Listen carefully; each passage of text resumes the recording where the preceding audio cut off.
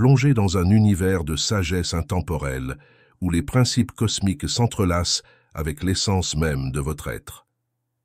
Bienvenue dans l'audiolivre « Les principes universels » de Connie Mendes, une œuvre qui transcende le temps et l'espace pour vous guider vers la plénitude et la compréhension de l'univers qui vous entoure. Accompagnez-nous dans un voyage vers la compréhension des secrets ancestraux qui gouvernent notre existence, tandis que Connie Mendes, de sa voix inimitable de sagesse, vous plonge dans un océan de connaissances transformatives. Préparez-vous à explorer un monde où l'esprit, l'âme et le cosmos convergent dans une danse éternelle d'harmonie et de lumière. Cet audiolivre illuminera non seulement votre esprit, mais touchera également votre cœur, vous invitant à découvrir la vérité éternelle qui réside en vous. Êtes-vous prêt à libérer le pouvoir des principes universels et à atteindre votre plein potentiel? Alors, laissez cette œuvre magistrale de Connie Mendes être votre guide dans ce voyage passionnant vers l'autoréalisation et la plénitude intérieure. Le principe du mentalisme, premier principe d'Hermès, est le plus important de tous les principes de la création. Ce principe, tu l'as déjà appris dans le petit livre Métaphysique à la portée de tous, numéro 1, qui a pour devise « Tout est esprit ». Tu sais maintenant que tout est esprit et tu l'as vérifié. Je te répète ici de ne rien accepter que tu ne puisses pas vérifier. Ce qui te semble être une chose que tu ne peux pas goûter, laisse-la pour plus tard. Tu sentiras alors ce que j'appelle le tir, sans avoir même besoin de consulter d'autres personnes plus avancées. Tu sais que les pensées sont des choses, de la matière, elles se manifestent à l'extérieur, elles deviennent des événements, des maladies, des obstacles ou des récompenses, des malheurs ou des bonheurs, selon qu'elles sont négatives ou positives, et que personne n'est responsable de ce qui peut t'arriver dans la vie. Tu es seul responsable de tout ce qui t'arrive. Tout dépend du climat mental dans lequel tu vis. Si tu es constamment de mauvaise humeur, ne t'étonne pas d'être maltraité. Si tu es joyeux, souriant, heureux, optimiste, ne t'étonne pas d'être populaire, aimé, bienvenu partout et que tout ce qui t'arrive est bon. Nous avons le libre arbitre de choisir le bien ou le mal, le négatif ou le positif, et il en sera fait selon ta parole. Ce que tu attends se réalisera, ce que tu décrètes arrivera, ce que tu nies n'arrivera pas. Lorsque tu changes ta façon de penser, cela se transforme en manifestation extérieure. Comme l'a dit l'apôtre Saint Paul, nous sommes transformés par le renouvellement de nos esprits. Si tu nourris certaines idées, tu n'as ni le pouvoir ni la possibilité d'éviter les conséquences. Tout ce qui se passe à l'extérieur est une incarnation d'une croyance que tu as dans ton subconscient. Tes vraies croyances sont ce que tu vois manifester. Mais il y a une grande différence entre ce que tu crois vraiment et ce que tu crois croire, et ce que tu crois devoir croire. Il n'est pas difficile de distinguer entre ces trois choses, car tu ne verras se produire que ce que tu crois vraiment. Tu peux juger par toi-même. Tu as souvent entendu dire que nous sommes faits à l'image et à la ressemblance de Dieu. Cela signifie que nous sommes des créateurs comme lui. Dieu a créé les univers avec son esprit. Nous créons notre monde avec notre esprit. Le monde dans lequel nous vivons n'est ni bon ni mauvais. Tout est jugé par le prisme à travers lequel nous le voyons. Je vais te le donner avec l'exemple suivant. Pense à une lampe, imagine-la avec une ampoule de 100 watts. Maintenant, mets un filtre verdâtre devant tes yeux. Les couleurs pures sont devenues sales, les yeux sont devenus noirs, tout est devenu sombre. Maintenant, change ce filtre et mets-en un rouge. Tout s'est transformé. Les verts sont devenus sales, les rouges sont devenus vifs. Ce sont les mêmes objets, mais vus avec un autre regard. Tu sais que derrière ce filtre se trouve toujours l'ampoule blanche de 100 watts. Ce que tu vois n'est pas faux, c'est là la couleur, mais ce n'est qu'une apparence. La vraie couleur est une autre. Tu peux enlever cette couleur quand tu le veux, exactement comme dans ta vie. Change ta croyance, change la position mentale que tu entretiens, et tout se transformera. Pourquoi cela n'a-t-il pas été su auparavant? Pourquoi n'est-ce pas enseigné par les religions, les sectes ou d'autres organisations occultistes? C'est ce que demandent les disciples de cette nouvelle doctrine. parce que toutes les autres organisations à la recherche de la vérité sont les étapes que nous avons franchies dans notre révolution. Ces étapes sont apparues sur Terre au fur et à mesure que les humains pouvaient les supporter, les comprendre, les assimiler. Toutes les personnes attachées à ces sectes et religions en ont encore besoin. Toutes celles qui étudient la nouvelle doctrine pour l'ère ont déjà dépassé les autres. Cette instruction est celle des illuminés et des initiés. C'est celle que les sages astrologues, les appelés magiciens, les rois qui ont visité l'enfant Jésus à Bethléem, les grands prêtres, les compagnons de Moïse enseignaient. En fin de compte, c'est ce que Hermès Trismégiste enseignait. Ce n'était jamais caché, sauf pour les esprits qui ne pouvaient pas encore le comprendre. Aujourd'hui, la plupart de l'humanité est suffisamment mature pour pouvoir digérer les enseignements supérieurs qui commencent par la psychologie métaphysique, les principes hermétiques, et ensuite ce que nous donnerons en temps voulu de manière claire et simple. Le principe de correspondance, la première phrase de la Bible dit « Au commencement, Dieu créa les cieux et la terre. La terre était informe et vide. » Dans la deuxième partie du petit livre numéro 1, le sens métaphysique des 10 commandements, tu as appris le symbolisme triple utilisé dans la Bible et tu as également eu une idée de la façon dont agit le principe de correspondance, dont la devise est « comme en haut, ainsi en bas, comme en bas, ainsi en haut ». Cela équivaut à dire que dans notre propre environnement terrestre et dans tout ce qui nous entoure, nous pouvons lire, déchiffrer, traduire comment ces mêmes choses se produisent sur d'autres plans, que chaque action et chaque condition ont leur analogie ou leur correspondance dans tous les autres plans d'existence. En prenant en compte que, à mesure que la vie s'élève, les expériences et les pouvoirs s'élargissent. Prends un exemple terrestre et conformément au principe de correspondance, déduis comment est vraiment ce Dieu qu'on nous instille à aimer malgré l'image inconcevable de cruauté qui en a été donnée dans les enseignements. Combien de fois as-tu été insatisfait, dérangé par le grand mystère selon lequel les êtres humains naissent dans le péché originel à cause d'Adam et Ève? Ton bon sens t'a-t-il soufflé à l'oreille que cela n'avait aucun sens, que cela avait des millénaires et que tu te demandes encore combien de temps nous devrons payer cette dette?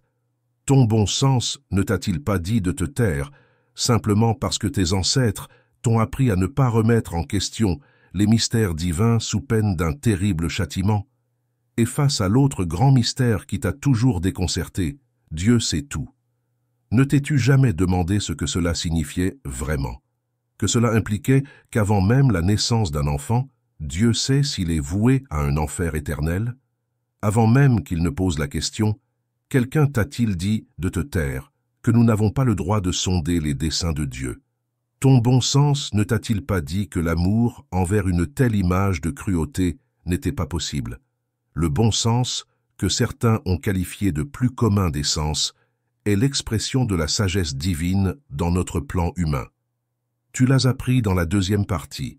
Si tu remarques que certaines personnes autour de toi manquent de bon sens, tu peux être sûr que si ce n'est pas une déficience mentale, leur esprit a été tellement freiné et réprimé par leur environnement qu'ils n'osent pas faire confiance à leur propre discernement. Ils se tournent toujours vers l'opinion des autres, ce qui entraîne confusion et absurdité dans leur vie quotidienne. La Bible dit que l'homme est fait à l'image et à la ressemblance de Dieu. Qu'est-ce qu'un homme ordinaire fait lorsqu'il conduit sa voiture et qu'un enfant traverse la route? N'accomplit-il pas un acte surhumain en utilisant tout son corps, tous ses sens et ses réflexes pour freiner? Ne met-il pas sa propre vie de côté pour sauver celle de l'enfant? Selon le grand mystère mentionné ci-dessus, l'homme devrait émuler la divinité insensible qu'il connaît et poursuivre froidement son chemin en écrasant l'enfant et le laissant ensanglanter au milieu de la rue.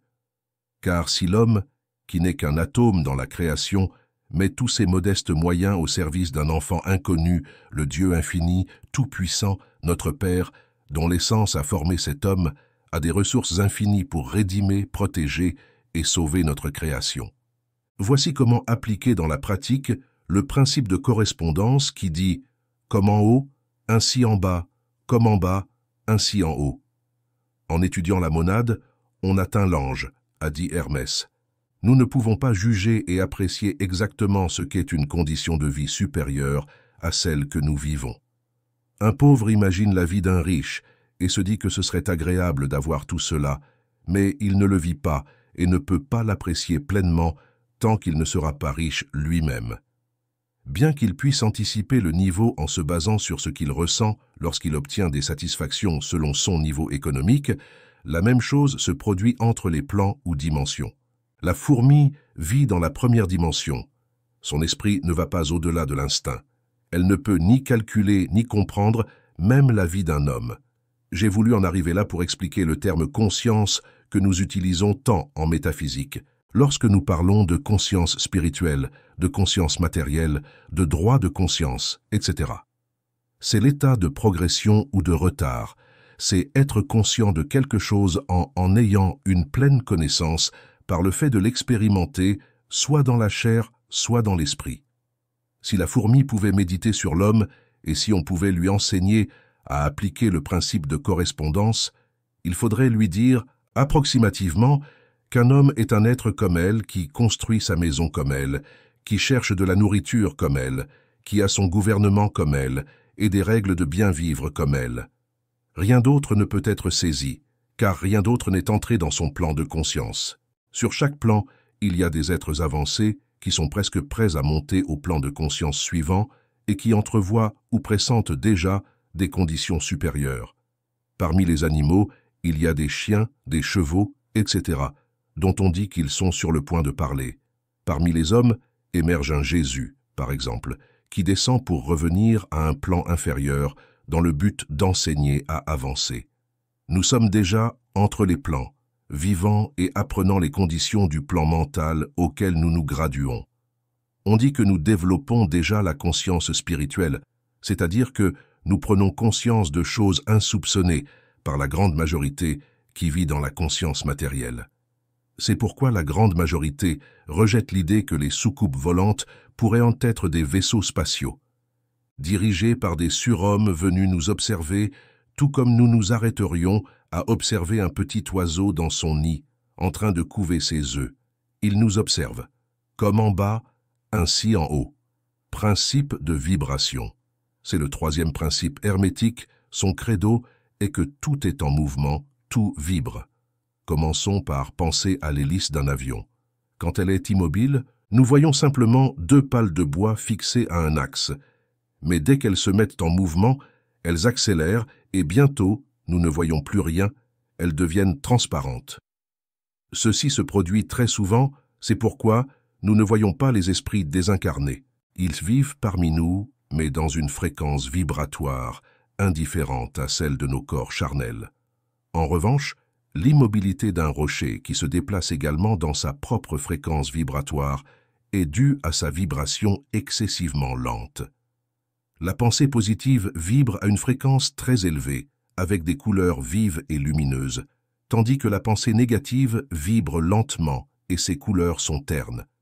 Plus les pensées sont négatives, plus elles sont sombres et plus le son est bas. La pensée positive, comme l'esprit polarisé positivement, ne peut pas être dominée par une vibration basse, à moins qu'il y ait une idée négative retenue quelque part dans l'individu ou que l'individu permette à sa pensée de devenir négative. Jésus a dit « Le Dieu de ce monde vient à moi et ne trouve rien en moi pour s'y accrocher. » Le Dieu de ce monde est le pôle négatif, qui prédomine dans la plupart des esprits. Nous avons déjà établi que le pôle positif vibre à une haute fréquence, tandis que le pôle négatif vibre à une basse fréquence. Les sons graves ont une vibration lente, les sons aigus ont une haute vibration, les couleurs sombres ont des fréquences basses et les couleurs vives ont des fréquences élevées. Tout ce qui est matériel est toujours en mouvement circulaire, tournant autour de quelque chose de plus grand, avec les planètes qui tournent autour du Soleil. Les hermétistes ont toujours enseigné le mouvement vibratoire de la lumière, de la chaleur, du magnétisme, de la cohésion, qui est le principe de l'attraction moléculaire que nous appelons communément amour, tout comme ce grand mystère appelé la gravitation ou la gravité. Aujourd'hui, tout le monde connaît la relation entre le mouvement et le son, bien que cela n'ait pas encore été étudié dans notre plan terrestre. C'est pourquoi personne ne le considère encore comme d'une grande importance. Qui n'a pas perçu le bourdonnement d'un ventilateur électrique tournant à pleine vitesse? La rotation produit différents sons musicaux. Un avion qui passe émet un son musical, à partir duquel plusieurs autres sons émergent. Ceux-ci sont appelés harmoniques, comme le savent les musiciens. Lorsque vous frappez une note de musique, disons sur un piano, deux autres notes résonnent en octaves plus élevées. Les tons produits sont une tierce et une quinte de la note frappée. Cette combinaison harmonique est appelée accord majeur. En général, l'oreille humaine ne perçoit pas les sons au-delà d'une certaine fréquence. Lorsqu'un objet tourne en émettant un son qui augmente en vitesse, au-delà de la fréquence imperceptible pour l'humain, les couleurs commencent à apparaître. Commençant par le rouge foncé, à mesure que la vitesse augmente, la couleur devient plus lumineuse, puis passe à l'orange, puis au jaune, puis au vert, puis au bleu, puis à l'indigo et enfin au violet. Si la vitesse augmente encore, elle devient blanche, et à partir de là apparaissent les rayons X, puis l'électricité et enfin le magnétisme. Plus tard, nous serons sur des plans mentaux et spirituels. Einstein disait que plus il étudiait l'électricité, plus il se rapprochait de la découverte de l'esprit. Pour les humains, ces choses sont encore inexplicables. Elles appartiennent aux plans astraux, où résident nos corps astrales, éthériques, émotionnels, mentaux et spirituels. Les états d'esprit vibrent et émettent dans l'espace ces vibrations en son et en couleur. Tous les états mentaux sont projetés à l'extérieur du corps qui les crée, frappant des esprits semblables comme le font les instruments de musique, et ces vibrations affectent positivement ou négativement d'autres esprits. Les vibrations de colère augmentent magnétiquement lorsque d'autres personnes en colère sont également attirées, exacerbant ainsi le problème. L'état émotionnel s'aggrave et peut aller jusqu'au crime lorsque les personnes affectées n'ont pas l'habitude de maîtriser leurs pensées et idées. Les vibrations concernant Dieu, les maîtres de sagesse, le moi supérieur ou toute chose noble et pure sont très élevées. Elles peuvent élever toute vibration inférieure, pouvant guérir des maladies, résoudre des problèmes, etc. Principe de polarité, tout est dual, tout a deux pôles, tout a son paire d'opposés. Les similaires et les antagonistes sont identiques en nature, mais différents en degrés. Les extrêmes se touchent, toutes les paradoxes peuvent être réconciliés. Ce quatrième grand principe hermétique renferme la vérité, selon laquelle toutes choses manifestées ont deux aspects, deux pôles qui sont un couple d'opposés avec d'innombrables degrés entre les deux extrêmes. Ces anciens et éternels paradoxes qui ont confondu les esprits, comme tout est et n'est pas en même temps. La thèse et l'antithèse sont identiques en nature, et les extrêmes se touchent, sont expliqués si l'on médite sur ce principe. La loi de la polarité explique que ce qui existe entre des choses diamétralement opposées est simplement une question de degrés, et affirme que chaque paire d'opposés peut être conciliée par l'application de cette loi. Examinons ce principe dans différents plans. Dans le plan physique, nous trouvons que la chaleur et le froid sont de nature identique, la différence étant simplement une question de degrés. Le thermomètre indique les degrés de température, le pôle inférieur étant appelé froid et le pôle supérieur chaud. Entre ces deux, il y a beaucoup de degrés de chaleur et de froid, le plus chaud étant le plus chaud par rapport au plus froid. Il n'y a absolument pas de point fixe où la chaleur cesse et le froid commence, tout est une question de relation et de degrés. Il en va de même pour l'Est et l'Ouest. Si nous voyageons autour du monde en direction de l'Est, nous arrivons à un point appelé l'Ouest. Si nous voyageons suffisamment vers le Nord, nous finissons par voyager vers le Sud. Le même principe se manifeste dans la lumière et l'obscurité, qui sont en résumé la même chose. Où finit l'obscurité? Où commence la lumière? Quelle est la différence entre grand et petit, dur et molle, blanc et noir, positif et négatif? La gamme musicale est la même. En partant du Do, si nous trouvons le Si, le même principe fonctionne de la même manière. Dans le plan mental, l'amour et la haine sont considérés comme diamétralement opposés et irréconciliables. Mais si nous appliquons le principe de la polarité, nous trouvons qu'il n'existe ni amour absolu, ni haine absolue. Différents l'un de l'autre, les deux ne sont que des termes appliqués aux deux pôles d'une même chose. En commençant à n'importe quel point de l'échelle, nous trouvons plus d'amour et moins de haine si nous montons le long de celle-ci, ou moins d'amour et plus de haine si nous descendons le long de celle-ci. Il y a beaucoup de degrés d'amour et de haine, et il existe aussi un point médian où l'agrément et le désagrément se mêlent de telle sorte qu'il est impossible de les distinguer. La peur et le courage sont également soumis à la même règle. Les paires d'opposés existent en tout. Là où nous trouvons une chose, nous trouvons aussi son opposé. Ce dernier permet de transmuter un état mental en un autre en suivant les lignes de polarité.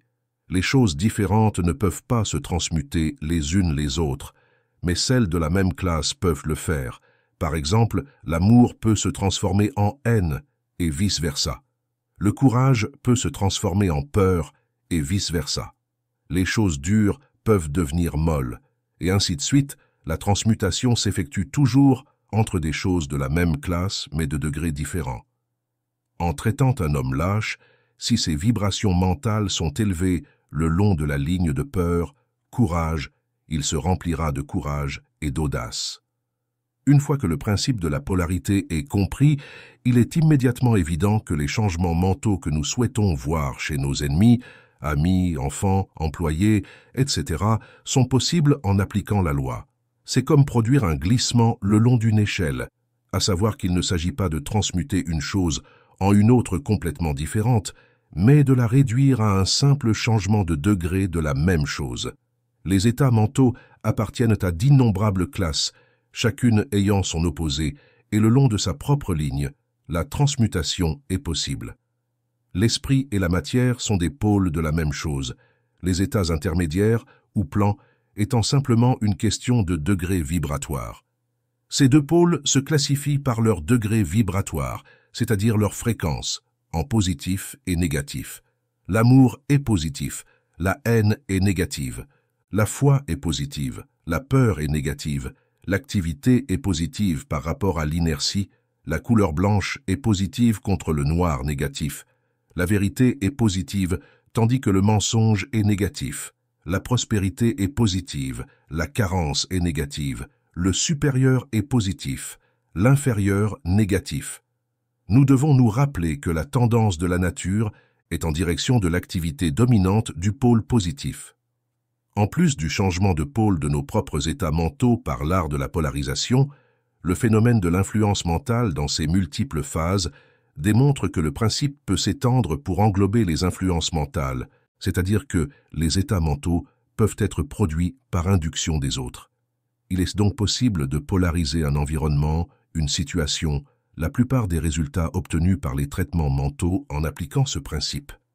Nous, les étudiants de métaphysique, n'employons jamais ce principe dans un autre sens que celui du bien, car comme on le verra plus loin dans le principe du rythme et celui de la cause et de l'effet, qui sont les lois du boomerang, ce que nous faisons envers nous-mêmes nous revient sous une forme identique tôt ou tard.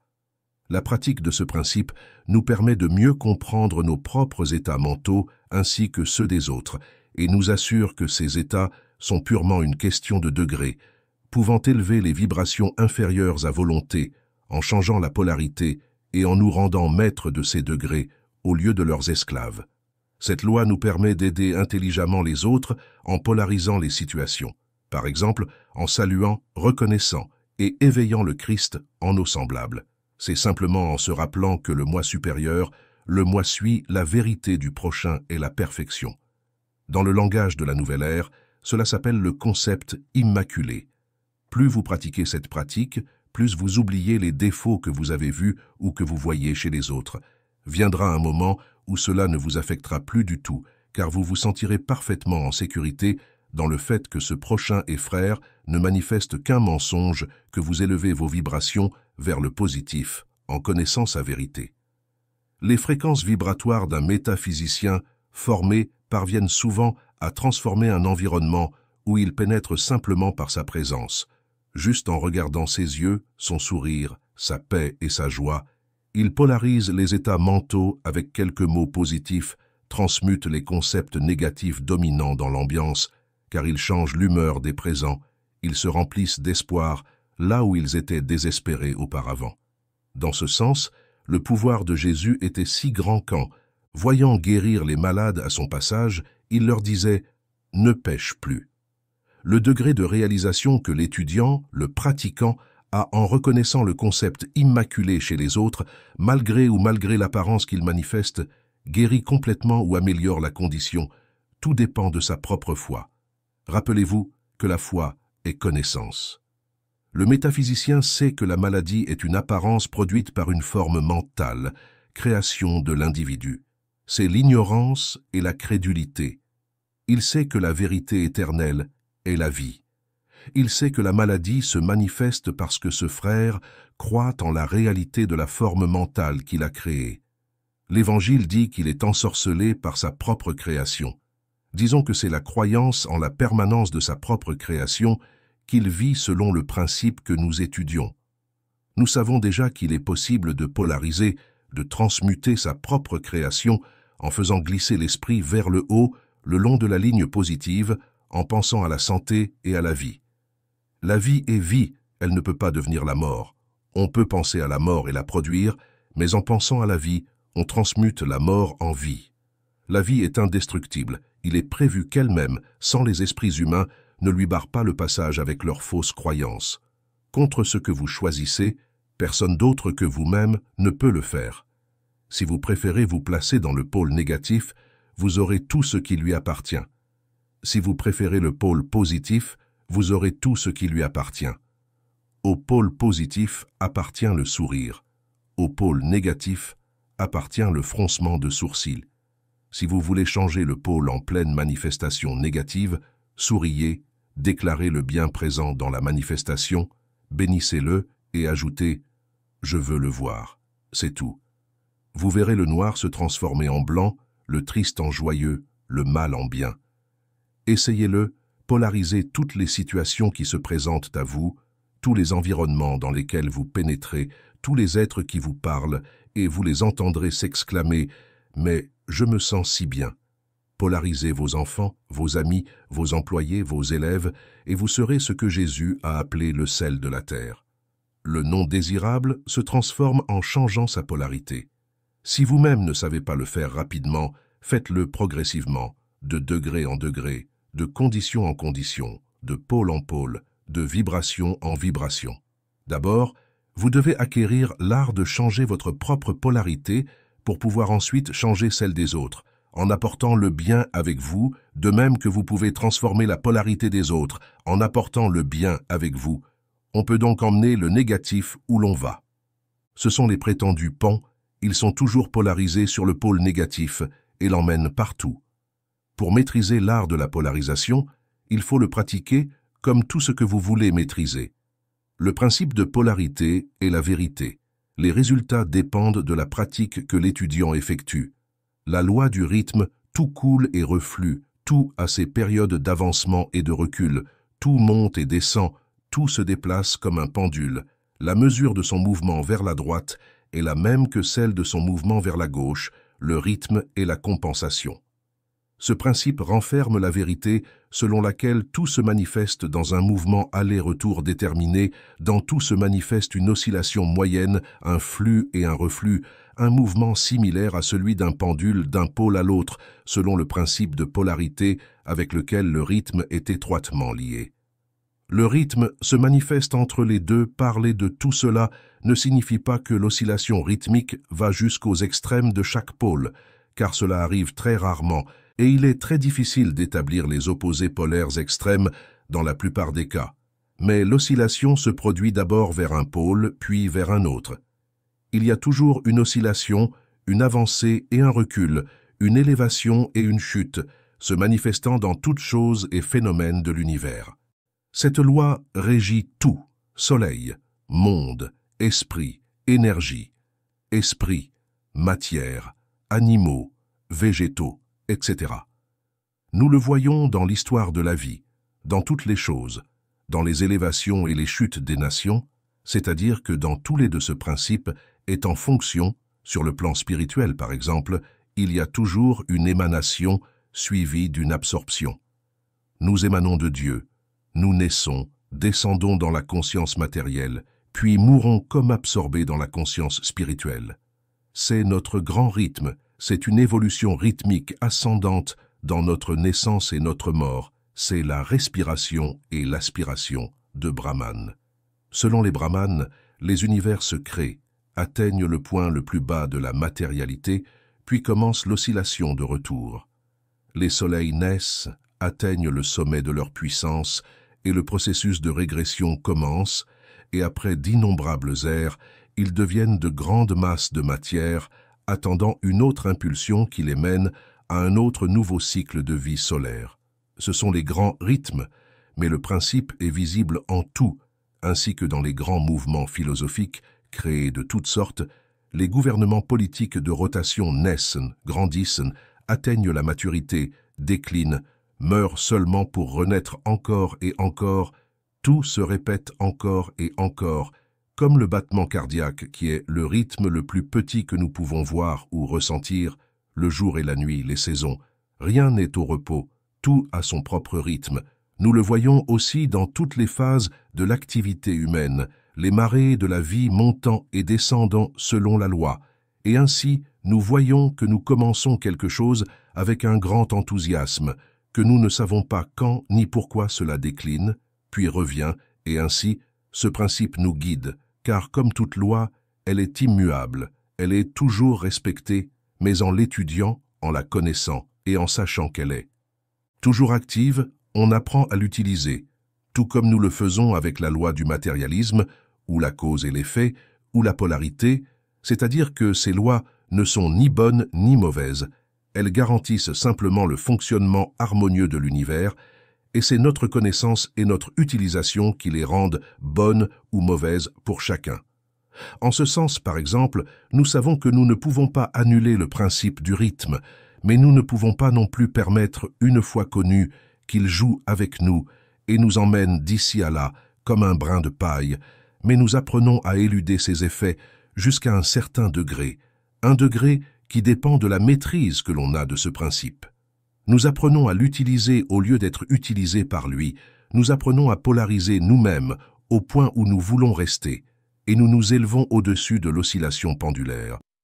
Tout le monde qui a acquis un certain degré de maîtrise de soi exécute cela jusqu'à un certain point, consciemment ou inconsciemment.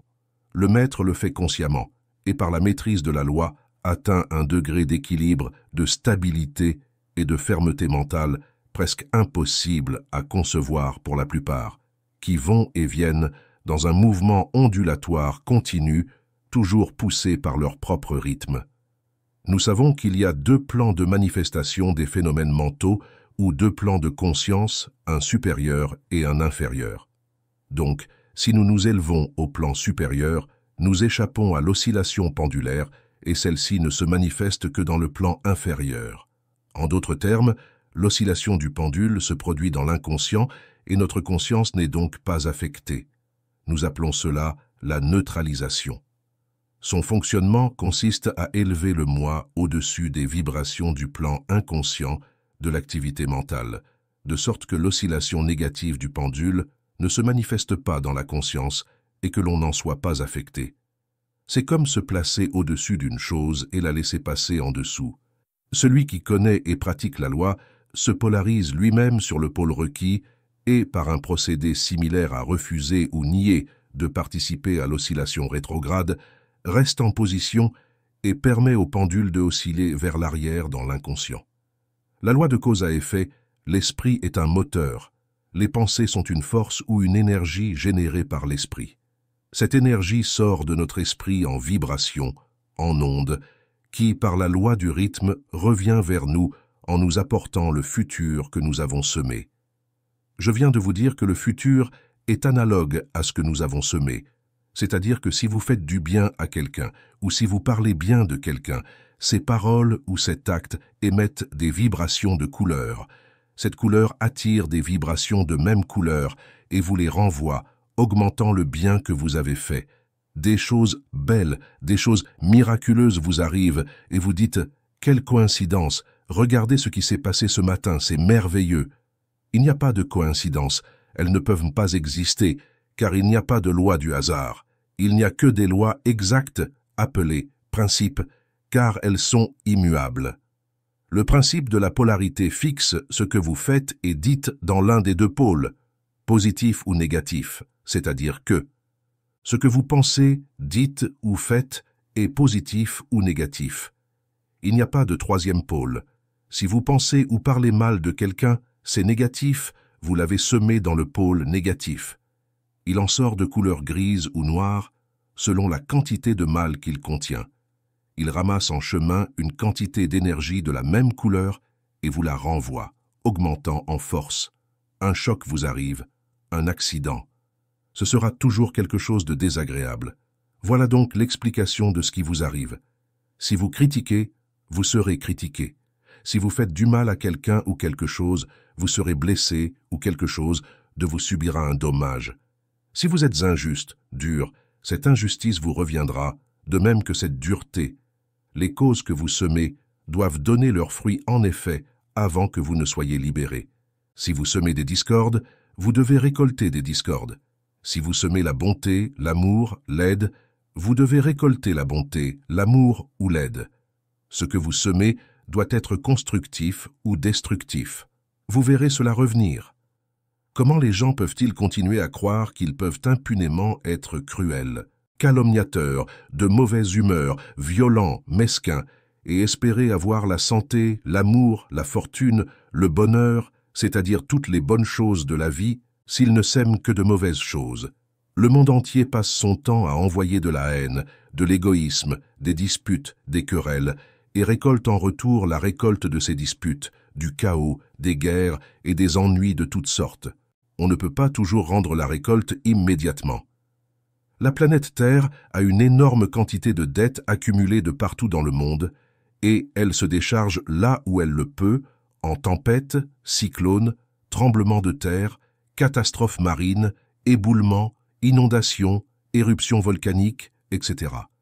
Souvent, les personnes que nous avons blessées d'une manière ou d'une autre meurent avant que nous n'ayons pu régler le compte avec elles, et il doit y avoir une chance de le régler à l'avenir, car Dieu est infini miséricorde et ne laisse pas un de ses enfants en éternel châtiment sans lui donner l'occasion de régler ses dettes. C'est pourquoi Dieu a institué la réincarnation, pour donner l'occasion de payer des dettes et aussi pour donner l'occasion de récolter le bien matériel et matériel que nous avons mérité et qui ne peut être récolté dans le plan invisible et immatériel. Ce ne serait pas juste que nous soyons privés de la récompense de nos efforts et de nos bontés. Bien sûr, il s'agit de choses qui n'ont pas de récompense matérielle. On ne peut pas rester éternellement là si on a des choses en suspens ici. Et il faut se rappeler que la devise de ces études est « Je garde mon esprit ouvert ». Vous entendez? Méditez et décidez de croire ce qui vous semble juste, logique, raisonnable et sensé. Ce que vous ne pouvez pas accepter, laissez-le de côté pour plus tard. Certaines choses sont si nouvelles pour vous qu'il vous sera difficile de les accepter tout de suite. C'est pourquoi je vous recommande de penser avec un esprit ouvert, sans fermer la porte immédiatement. Je vous avertis dès maintenant que les cellules du cerveau se réveillent peu à peu. Si une nouvelle idée est introduite, il y a des cellules dormantes qui n'ont pas encore vibré, et cette nouvelle idée les réveille. Lorsque vous venez de vous réveiller, vous ne comprenez pas encore très bien ce que l'on vous dit. Après un moment, après vous être douché ou avoir pris votre petit déjeuner, alors vous pouvez absorber ce qui est dit, n'est-ce pas? Vous vous souvenez de la loi de correspondance, comme en haut, ainsi en bas. Il en va de même pour les cellules qui viennent de se réveiller. La loi est la même pour tous. Vous commencez déjà à voir que cette chose si étrange et si mystérieuse qu'est la réincarnation a sa raison d'être basée sur l'harmonie et la miséricorde divine, et qu'elle n'est pas une chose étrange et folle. Il faut garder un esprit ouvert, car tout a une explication. La réincarnation est une vérité, et c'est la seule explication logique de l'apparente injustice que vous observez lorsque vous voyez des personnes splendides et constructives traverser des situations difficiles, tandis que d'autres, appelées mauvaises, semblent profiter de toutes les bonnes choses de la vie. Vous pouvez être sûr qu'il n'y a aucune erreur ni injustice. Croyez-vous en Dieu? Croyez-vous qu'il est bon ou juste? Alors comment pouvez-vous croire qu'il est injuste? Eh bien, chacun rencontre des effets de causes précédentes qu'il a causés un jour quelque part dans le passé et dont il n'a pas de souvenir. Si ces personnes ayant des dettes karmiques souhaitent intérieurement rendre service à d'autres individus pour équilibrer et effacer de mauvais sentiments, écoutez bien, elles sont libres de cette dette. Mais si elles ne parviennent pas à cultiver ces sentiments et ces bons souhaits, la vie les réunira à nouveau autant de fois que nécessaire jusqu'à ce que cela soit accompli, et à chaque fois dans une association plus étroite. Parfois, elles peuvent même naître ensemble en tant que mère et fils, car la loi de l'amour est ainsi faite. Essayez de dissoudre les animosités avec amour. Lorsque deux personnes ressentent une attraction d'amour et d'harmonie, il est certain qu'elles ont été en contact et en association harmonieuse dans une vie antérieure, et elles peuvent étendre cette qualité si nécessaire dans le monde. Lorsque vous ressentez une résistance envers quelqu'un, c'est que les sensations se souviennent d'une association discordante ou désagréable. Il est très réconfortant de savoir que le pardon de Dieu pour la mauvaise utilisation de son énergie est toujours là pour ceux qui le désirent vraiment. Ce feu éternel et ce châtiment éternel inventé par les religions du passé pour contrôler le monde par la peur, la superstition et l'obéissance aveugle ne sont pas vrais. Quelles que soient les causes, le péché, l'imperfection, l'impureté, l'erreur qui ont été commis, il y a un moyen conscient de transmuter ces erreurs. Savez-vous ce que signifie transmuter? Cela signifie dissoudre, effacer complètement et gratuitement. Lorsque les humains se rendent compte qu'ils sont eux-mêmes la cause de tous leurs maux et de toutes leurs calamités, de toutes les limitations dans leur monde, ils veulent soudainement réparer les choses. Ce désir est ce qui compte, et il est nécessaire de savoir que toute forme d'assistance leur est accordée jusqu'à ce que ce moment arrive. L'homme ou la femme se révolte contre les circonstances, voire contre Dieu, ou se soumettent aux conditions en croyant qu'elles sont la volonté de Dieu. Et bien sûr, tout cela est un mensonge maintenant, et c'est important de s'en souvenir. À un moment donné, lorsque l'étudiant réalise que les fabrications de son esprit sont ce qu'il appelle son destin, et même au moment où il réalise que tous ses droits sont suspendus et que personne, absolument personne, sauf lui-même, ne peut être tenu pour responsable de ce qui lui arrive, il est rempli de panique et se met toujours à chercher qui blâmer, à qui infliger la punition. Qu'arrive-t-il? Son corps se libère de l'esprit en lui attribuant toute la responsabilité et procède à le punir de la manière la plus impitoyable. Comment pouvez-vous ne pas me croire, avec toutes les anciennes flagellations et tortures auxquelles les saints et les martyrs étaient soumis? Parce que c'est ce qui est archivé dans votre subconscient depuis les époques reculées du christianisme. Bien sûr, personne ne prend un fouet en main de nos jours, cela ne se fait plus. Mais il procède toujours à se torturer mentalement. Il procède à se surveiller comme un policier et à se dire « Tu ne vois pas que tu es tombé encore une fois, tu l'as encore fait, tu vas encore souffrir des mêmes conséquences. » Bien sûr, comme c'est un décret, les mêmes conséquences se reproduisent non seulement cela, mais un pouvoir de carte blanche est offert à une forme mentale de culpabilité spécialement fabriquée pour continuer à torturer chaque faux pas et ne pas nous laisser progresser. Chaque fois que vous vous trouvez en train de vous faire attraper en vous grondant après vous en être rendu compte, cela signifie que vous êtes déjà conscient du bien et du mal. Ce n'est plus qu'une question de temps, et pas beaucoup de temps, avant que votre subconscient ne vous attrape avant de commettre à nouveau le même péché. C'est le principe de la confession. Le péché confessé est à moitié pardonné, car la confession catholique n'a qu'un seul but, nous rendre conscients lorsque nous avons commis une infraction.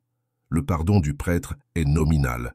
Celui qui pardonne vraiment, c'est le Christ intérieur, c'est lui qui nous dirige, c'est lui qui nous guide et nous enseigne. Tout ce qu'il a à faire, c'est de vous dire et de vous répéter mentalement « Mon moi supérieur, qui est le Christ parfait en moi, est chargé de me guider sans torture vers mon ascension. » Une fois que vous avez réalisé, médité et compris cela, ne péchez plus volontairement, et les premières portes du paradis s'ouvriront pour vous. Tout cela prouve que vous avez mis toute votre bonne volonté Et le plus grand enseignant de tous les temps, Jésus, l'a dit, « Paix sur terre aux hommes de bonne volonté ». C'est le principe de la génération. Le slogan de ce principe est « Tout a son principe masculin et féminin ». Comme tous les précédents, ce principe est toujours en action. Rien ne peut exister sans le principe de génération, c'est-à-dire sans son père et sa mère. Absolument tout a un père et une mère, ou sa base féminine et sa base masculine. Ce n'est pas, comme on le croit généralement, que la base soit le sexe. Ce mot « sexe » ne s'applique qu'aux différences physiques entre le mâle et la femelle, qui est une toute petite partie du plan physique. Pensez-y et souvenez-vous-en. Le sexe est la différence qui existe extérieurement entre le mâle et la femelle dans le grand plan physique. Autrement dit, le sexe n'est pas le principe de génération. C'est simplement la présence du masculin et du féminin dans toute la création. Comprenez-vous bien que dans ce secteur du plan physique, le principe est reconnu, manifesté ou laissé voir par la différence des sexes? Sur les plans les plus élevés, le principe prend des formes plus élevées, mais chaque être contient en lui-même les deux éléments du principe. Le monde a traversé des milliers de conjectures sur la vérité, qui deviennent ensuite des théories, des enseignements, des sectes, des organisations, des cultes, des religions. Tout ce que vous entendez dire sur les sectes qui pratiquent des enseignements pernicieux n'est rien d'autre qu'une perversion du grand principe naturel de génération. Tout cela est dépassé, tombé en désuétude. La vérité est toujours simple et naturelle. Pour les purs, toutes les choses sont pures. Pour les impurs, tout est impur. Le mot « genre » signifie créer, concevoir, produire, tandis que le mot « sexe » se limite à la vie organique. La science n'a pas encore accepté ce principe comme une chose universelle, et elle ne le pourra même pas, car la science est positionnée dans le champ opposé. Celui qui est monté sur un cheval ne voit pas les pattes qui le font avancer, tant qu'il ne descend pas et ne se place pas objectivement. Il ne pourra pas voir ses pattes marcher. Ainsi, la science, comme la religion, ne sait pas que l'une est représentative du père et que l'autre est représentative de la mère. La science est la preuve que le père, c'est-à-dire l'intelligence, existe. La religion est la preuve que la mère, c'est-à-dire l'amour, existe. Dieu est amour et intelligence, mère et père, négatif et positif. Ce sont là les deux aspects du Créateur. Il est absurde et ridicule que la science et la religion continuent à être des ennemis, le père contre la mère et vice-versa. La science se moque de la religion et cette dernière censure, critique et blâme la science. Dans cette ère d'or, l'ère de Saint-Germain, elles se découvrent l'une l'autre sans encore se rendre compte exactement. La métaphysique réunit et explique cette vérité. Notre grand maître, Ahmed Fox, a appelé cet enseignement la prière scientifique. Il est très important de clarifier une chose, c'est que la religion et l'Église sont deux choses différentes et que la plupart des humains ne connaissent pas la différence et confondent les deux, parfois en nommant la religion et parfois l'Église, comme si les deux termes étaient identiques. La religion est l'ensemble de vérités basées sur l'amour universel, sur la charité, sur les sentiments filiaux et fraternels, sur la pratique de s'aimer les uns les autres et aimer Dieu par-dessus tout et votre prochain comme vous-même. Le mot religion signifie quelque chose qui est doublement lié, c'est-à-dire relié, uni par cohésion. Et c'est absolument tout ce dont il a besoin, car cet amour atteint cette cohésion. Comme nous l'avons déjà dit, la loi de l'attraction, de l'adhésion et de la cohésion est le nom que l'intelligence, la science, le Père, donne à l'amour. L'amour est le terme que le cœur, la mère, donne à la loi qui attire, unit et adhère avec une telle puissance que rien ne peut les séparer. Tout ce qui en découle, la ferveur, la dévotion, la charité, etc., sont des choses typiques de la mère. Le rôle que joue la mère dans une famille, en reliant et en entrelaçant tous ses enfants par son amour, ses soins, ses enseignements, sa dévotion, l'attraction qu'elle exerce sur toute la famille, cette vibration qui est la mère, qui continue à exercer son influence invisible même après la mort, rappelant à tous qu'ils sont des frères, liés par un même père et un même lien. L'Église est un organisme ou une organisation humaine créée par les hommes. Le terme vient du mot latin « ecclesia », qui signifie réunion, c'est-à-dire un ensemble de choses dispersées. Son objectif est de se réunir pour prier, pour pratiquer des œuvres pieuses, pour enseigner, etc. Mais, après la fondation de la première ecclésia, elle a rapidement dégénéré en un instrument de menace, de châtiment, de dogme, de règles, d'indulgence et de permission spéciales. Tout cela pour obliger à la loyauté envers elle-même, non envers la religion, comprenez-vous, mais envers les lois que l'Église a imposées, des lois et des obligations physiques et corporelles, des limitations, des rites et des observations obligatoires, toutes classées par les scribes, ordonnées par ces ecclésias, spécialement paraphrasées pour confondre les termes « Église » et « religion » dans les esprits naïfs des premiers temps chrétiens. Comprenez-vous maintenant la différence entre Église et religion? Très peu de gens aiment un ensemble de règles dures, inflexibles, basées sur la peur et la menace.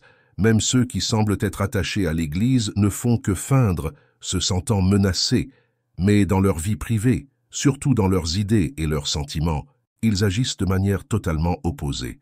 La science, en revanche, agit avec toute la liberté qui lui convient. Elle est masculine, bien qu'on l'appelle elle. Elle est basée sur l'intellect terrestre et, comme elle ne ressent pas, car le sentiment est une chose et l'intelligence en est une autre, personne ne la retient, ne l'oblige, ne lui met des obstacles, des lois, des règles, des châtiments.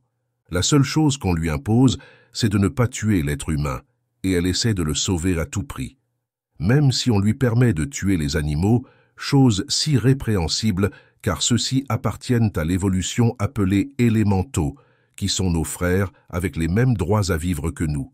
Vous l'avez déjà vu dans le livre de texte « Métaphysique à la portée de tous, numéro 1 ».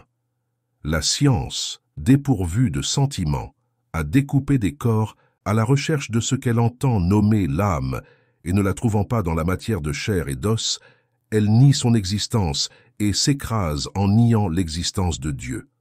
En termes généraux, l'âme est l'ensemble des corps ou véhicules inférieurs subtils dans lesquels résident les sens, les sentiments, les émotions, etc. Il va sans dire que si vous travaillez sur un corps mort dont l'âme s'est séparée, il est impossible de trouver des traces avec ses sens, appelés l'âme. Ce qui procure plaisir ou souffrance au corps, c'est l'âme. Lorsque le corps est vivant, le chirurgien l'endort pour qu'il ne souffre pas. Mais il ignore que c'est l'âme qui souffre. Pourtant, la conscience découvre déjà des choses qui la font réfléchir à un autre aspect de la question. On comprend d'abord qu'il a découvert que l'atome n'est pas la fin de la matière, que l'atome, ce modèle établi de la famille humaine, n'est pas le plus petit design en existence. Il peut encore être subdivisé en une multitude de corpuscules, de frères, de petits-enfants, etc., le modèle établi se répétant à l'infini, etc. Comme c'est en haut, c'est aussi en bas, et vice-versa, le principe de correspondance ne dit-il pas ainsi. Nous trouvons toujours la mer avec ses petits tournoyants autour, et puisque comme c'est en bas, c'est aussi en haut, nous élargissons le design jusqu'à ce que nous nous trouvions presque au niveau de nos yeux, avec le modèle éternel toujours en vue dans le Soleil, avec ses planètes tournant autour, tout comme le design de l'atome. La science, un peu confuse avec autant de preuves du pôle féminin et du pôle masculin, a d'abord tâtonné en donnant des noms féminins à ces manifestations. Elle a d'abord appelé le pôle négatif le féminin et le pôle positif le masculin, mais avec le temps, on a découvert qu'il n'y a rien de plus opposé au négatif que ce féminin qui génère précisément de nouvelles formes et énergies. Ensuite, le terme cathode a été utilisé à la place de négatif. Mais il s'avère maintenant que la cathode est le générateur d'un tourbillon de corpuscules, d'électrons et de phénomènes qui ont déboulonné toutes les théories acceptées. Cette cathode est donc le principe mère des phénomènes électriques et des formes de matière si subtiles que la science ne cesse de les découvrir de plus en plus. On commence à appeler la cathode le pôle féminin, ce qui est beaucoup plus sympathique que l'autre alternative selon laquelle les corpuscules créateurs sont chargés d'énergie négative. Attention, il n'y a rien de nouveau sous le soleil, rien de ce que vous lisez ici n'est nouveau. Tout a déjà été dit par Enoch, Hermès, et principalement dans la Bible et dans la littérature théosophique dictée par les maîtres ascensionnés de la sagesse, à Madame Helena P. Blavatsky. Une femme si persécutée et si mal jugée à une époque moins lucide. Ce nouveau style de présentation rend ces enseignements accessibles à un public plus large et les rend plus facilement compréhensibles pour les générations actuelles. Il s'agit d'une tentative de rendre la sagesse ancienne et les vérités éternelles pertinentes et applicables dans le monde moderne. En revisitant ces concepts avec un langage contemporain et des exemples concrets, on espère encourager une meilleure compréhension et une application pratique de ces principes dans la vie quotidienne. C'est une façon de redécouvrir et de réinterpréter les anciennes sagesses pour répondre aux besoins et aux défis de notre époque, tout en préservant leur essence intemporelle et universelle. En intégrant ces enseignements dans notre vie quotidienne, nous pouvons trouver des réponses aux questions fondamentales sur notre existence et notre place dans l'univers, tout en cultivant un plus grand sens de connexion et d'harmonie avec le monde qui nous entoure.